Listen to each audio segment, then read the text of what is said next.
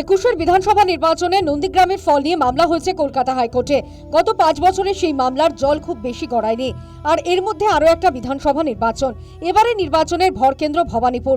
ফের লড়াই মমতা বন্দ্যোপাধ্যায় বনাম শুভেন্দু অধিকারীর। প্রার্থী হিসেবে নাম ঘোষণার পর বারংবার ভবানীপুরে প্রচারে গিয়েছেন রাজ্যের বিরোধী দলনেতা। জোর দিয়েছেন জনসংযোগে, ছুড়েছেন হুঙ্কারও। তৃণমূল কংগ্রেস হতাশা থেকে এই সব কথাবার্তা বলছে। আপনি দক্ষিণ কলকাতাতে বিজেপির যারা প্রতিষ্ঠাতা নেতা তাদের মধ্যে তথাগত রায় আছেন, এই কাছেই বাড়ি। রাহুল সিনহা রয়েছেন। ভবানীপুরে যে 7-8জন বিশিষ্ট বিজেপি নেতার পা ছুঁয়ে প্রণাম করেছে সেদিন, তাদের মধ্যে সাগরজি আছেন, কর্নেল সব্যসাচী বাগচি আছেন, ভীম সিং বার্মা আছেন, ওম প্রকাশ মিশ্র আছেন, পারমিতা বনরা আছেন। ওদের কাছে চলে যাবেন, ওদের উত্তর ওরা দিয়ে দিবে, ঝামাটা ওরা ঘষে দেবে। শুভেন্দুর মোকাবিলায় প্রস্তুতি নিয়েছেন তৃণমূল সুপ্রিমো। ভবানীপুরের ঘরের মেয়ে হলেও ভোট প্রস্তুতিতে কোনো রকম ফাঁক রাখতে চাইছেন না মমতা বন্দ্যোপাধ্যায়। ভবানীপুরের অহিন্দ্র মঞ্চে দলের কর্মী সমর্থকদের নিয়ে রবিবারই সভা করেন নেত্রী। সূত্রের খবর, বৈঠকে স্ট্রং রুম পাহারায় বিশেষভাবে জোর দিয়েছেন মুখ্যমন্ত্রী। শেষ পর্যন্ত থাকতে হবে গণনা কেন্দ্রে, এমনও নির্দেশ দিয়েছেন। আশঙ্কা প্রকাশ করেছেন লোডশেডিংয়ের। বস্তুত 21-এর নির্বাচনে নন্দীগ্রামে শুভেন্দু অধিকারীর জয়ের পর তৃণমূলের তরফে লোডশেডিংয়ের অভিযোগ তোলা হয়েছিল। এই অবস্থায় ঘরের মাঝে তৃণমূল সুপ্রিমোর লোডশেডিংয়ের আশঙ্কা যে বিশেষ মাত্রা বহন করছে তার বলার অপেক্ষা রাখে না। জোর দিয়েছেন বাড়ি বাড়ি গিয়ে প্রচারে। এই কেন্দ্রের ভোটের দায়িত্ব দেওয়া হয়েছে সুব্রত বক্সী ও ফিরহাদ হাকিমকে। নেত্রীর হয়ে সোমবার ভবানীপুর বিধানসভা এলাকায় প্রচার চালান ফিরহাদ হাকিম। দাবি করেন ভবানীপুর থেকে অন্তত 60,000 ভোটে জিতবেন মমতা। মানুষকে জানাচ্ছি, মমতা ব্যানার্জি ছিল, মমতা ব্যানার্জি আছে, মমতা ব্যানার্জি থাকবে। মানুষ বলছে আসার দরকার কি, আমরা তো সব রেডি আছি। তবু আমি বলছি যে একবার দেখা করতে এলাম। ইলেকশনের ডেমোক্রেটিক প্রসেসই হচ্ছে মানুষের পাশে যাও, মানুষের দ্বারে যাও, মানুষের কাছে শুভেচ্ছা বিনিময় করো আর মানুষের সমর্থন চাও। সেই কাজটাই করছি। সবাই হাসি মুখে আমাকে অভ্যর্থনা করছে। এটা তো আমাকে করছেন না, মমতা ব্যানার্জিকে। কে দাঁড়িয়েছে আমরা কোনো ফ্যাক্টর না। আমাদের ফ্যাক্টর হলো মমতা ব্যানার্জি আছে, মমতা ব্যানার্জি থাকবে আর মমতা ব্যানার্জি ছিল। সুতরাং আমাদের কাছে শেষ কথা মানুষ বলবেন। সবার উপরে মানুষ সত্য, তাহার উপরে না।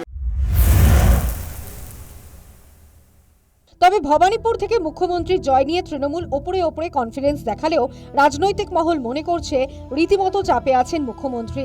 লক্ষ্যে আপাতভাবে সফল বিজেপি। বস্তুত ভবানীপুর থেকে শুভেন্দু অধিকারীকে প্রার্থী করে মমতা বন্দ্যোপাধ্যায়কে চাপে রাখার কৌশল নিয়েছিল বিজেপি। ভোটে সাইকোলজিক্যাল ব্যাটেলের রাস্তায় হাঁটতে হয়েছিল, সেটাই কাজে লেগে গিয়েছে।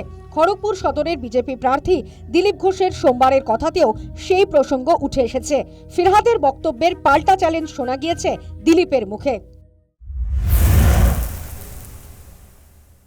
ব্যানার্জি ভয়ঙ্কর আতঙ্কে আছেন। উনি ভেবেছিলেন এরকম দাদাগিরি করে জিতে যাবেন। 3 বার জিতেছেন। ভুয়ো ভোটার, অনুপ্রবেশকারী ভোটার, পুলিশ, গুন্ডা দিয়ে জিতবেন, সেসব হবে না। পুরো আটকে গেছে কাদায়। এবারে দেখুন, উনি আজ স্টেটমেন্ট দিয়েছেন গণনা কেন্দ্রে নাকি সাবধান থাকতে হবে। কেন ভাই? আমরা তো বলতাম গণনা কেন্দ্রে লুটপাট করে টিএমসি যেতে। আপনার কেন ভয় হচ্ছে? কারণ হিসাব বরাবর হয়ে গেছে। উনি বুঝতে পেরেছেন জিততে পারবেন না, লুট করতে পারবেন না। সেই জন্য এখন থেকে ভয় পেয়েছেন আর ভবানীপুরে আটকে গেছেন। আমি বলছি ভবানীপুরে মমতা ব্যানার্জি 60,000 ভোট পেয়ে দেখা। লিড তো ছেড়ে দিন, লিড তো আমরা দেবো। তাহলে বোঝা যাবে দম কত আছে। ওই 10,000, 20,000, 50,000 লিড নেওয়া ওইসব ভুলে যান। আগে ঘর বাঁচান, বাকি তো আমরা দেখছি সব জায়গাটাই।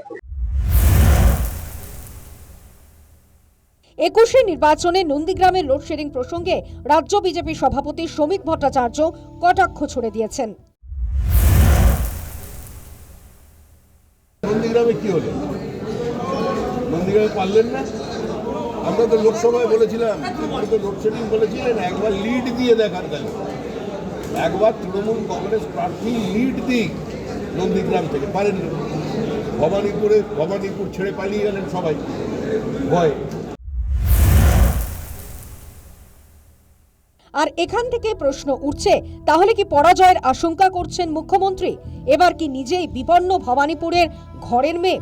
সুর ছড়িয়েছে কংগ্রেস। মমতা ব্যানার্জি মানে বিজেপিকে অকারণে ভয় পাচ্ছে। তার নিজের উপর আস্থা হারিয়ে ফেলছে, তার বডি ল্যাঙ্গুয়েজ সে কথা মনে হচ্ছে। সে তো বিজেপিকে ভয় পাওয়ার কিছু কারণ আছে বলে আমরা তো মনে করি না। সংগ্রামে কে গার্ড দেয় আমার জানা না, কে গার্ড দেয়। দিদি তো জানে যে ভোট কি করে লুট হয়। পঞ্চায়েত ভোট আপনি করেন, নগরপালিকা ভোট করেন, তখন তো কাউকে ঢুকতেই দেন না স্ট্রং রুমে। দিদির ভোটে অর্থাৎ পঞ্চায়েত ভোটে স্ট্রং রুমের যেটা, সেখানে বিডিওরা ব্যালট ভোট দেয়, বিডিওরা ব্যালট ভোট দেয়, সেখানটায় ছাপিয়ে ব্যালট ভোট দেয় দিদির লোককে জিতানোর জন্য। তো দিদি সেই রকমের স্ট্রং রুম করে অভ্যস্ত। এখন সব স্ট্রং রুমে যদি মনে করেন আপনি আপনার ব্যালট ভোট দিবেন, তা হয়তো নাও হতে পারে, তাহলে দিদি দুশ্চিন্তা বাড়তে পারে। বাংলায় ভোটের দুন্ধুবি রণবাদ্য ভবানীপুরে। 26-এর নির্বাচনের হাই ভোল্টেজ কেন্দ্রের ফল কি হয়, কে শেষ হাসি হাসেন, এখন সেটাই দেখার। News time.